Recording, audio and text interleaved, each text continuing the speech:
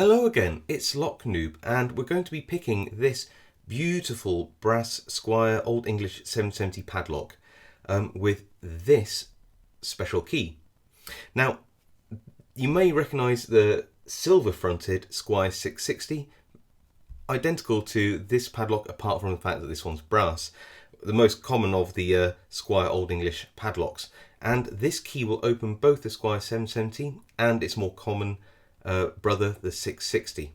Let's demonstrate that. So I'm going to insert the key, and what we're going to do is just turn it, and when we feel a lever binding, we're going to lift it up just a little bit, and we're going to keep going through, lifting any binding levers just a tiny bit until we get an open.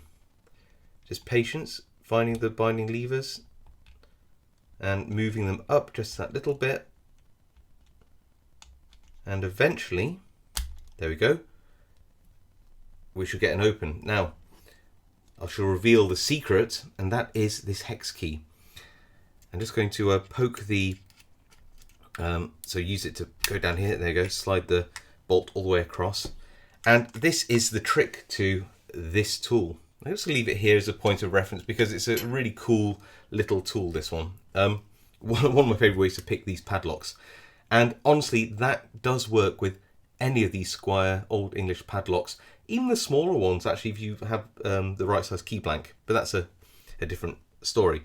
So, let me just put this down 1 minute and get in my stand-in. Now, this is a much more simple lock. The gates here don't have a bar at the bottom and the top. So you don't have like it's a very, very simple lever lock, but still the bolt assembly at the back is essentially the same. You can see that you have the notch in the middle called the talon, and that's where the key would normally go in, and that's what would slide left and right to allow these bolt stumps to pass through the gating. But when you put this hex key in, what you can do is actually push that whole mechanism into the lever pack just by pushing directly on this latch, which goes into the shackle cutaway. You can see that if I get the key to this lock and look down in here, when I put the key in and turn it back, you'll see exactly the same mechanism. And that's what we're doing. We're essentially putting tension on the levers so that they will bind by putting a hex key down the side of the shackle and pushing directly onto the bolt assembly, which is really, really cool. Then of course what we do is we take the key, and here it is, and you go along and just lift the levers with this. This is in itself just a pick.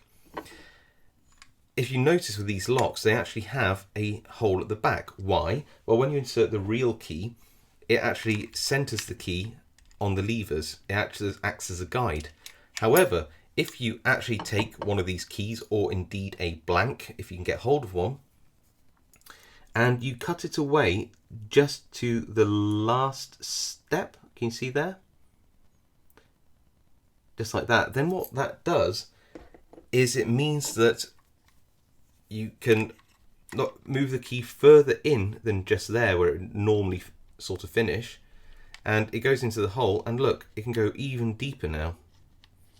So essentially what's happening is that this can go in and out and up the levers. What I've done is I felt where each of the levers are, and I've what I actually did, I wouldn't necessarily recommend this because drills shouldn't be used that way, is I put this in, I chucked this into a drill, and then I just used a triangle file and made these marks, cover them with permanent marker, and then just sanded it back off. And it's so effective. Absolutely love doing that.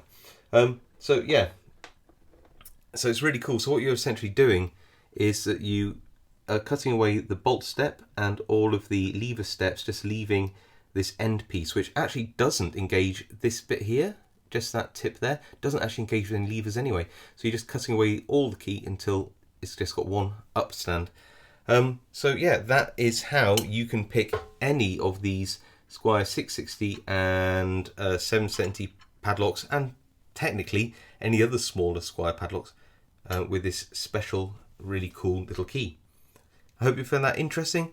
I have to say I really love the Squire 770. It's such a beautiful brass lock. I'll see you all next time.